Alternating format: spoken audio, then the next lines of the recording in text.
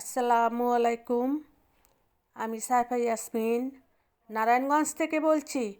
কাছে বা দূরে, দেশ ও দেশের বাইরে থেকে যে যেখান থেকে আমার আজকের ভিডিওটি দেখতেছেন, আশা করছি আল্লাহর অশেষ রহমতে আপনারা সবাই ভালো আছেন। আলহামদুলিল্লাহ, আমরাও ভালো আছি। সাইফা ইয়াসমিন বিটি ব্লগ থেকে নতুন একটি ভিডিও নিয়ে হাজির হলাম আপনাদের মাঝে।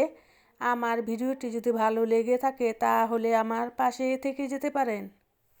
ছাদটা এতটা ময়লা হয়েছে, অনেক দিন ধরে ঝাড়ু দেওয়া হইতাছে না, তাই আজকে সকাল সকাল চলে আসলাম ছাদটাকে সুন্দর করে ঝাড়ু দিয়ে নিব।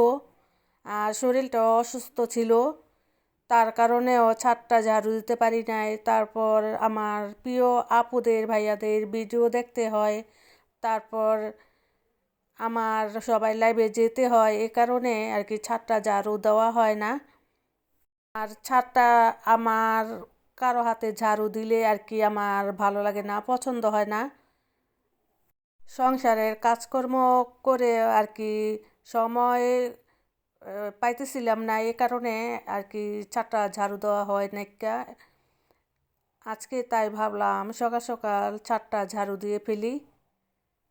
আর কথা বলবো না, এবার রিংটোনটা শুনেন। রিংটোনের তালে তালে আমার ছাদটা কিভাবে পরিষ্কার করি একটু দেখে নেবেন প্লিজ।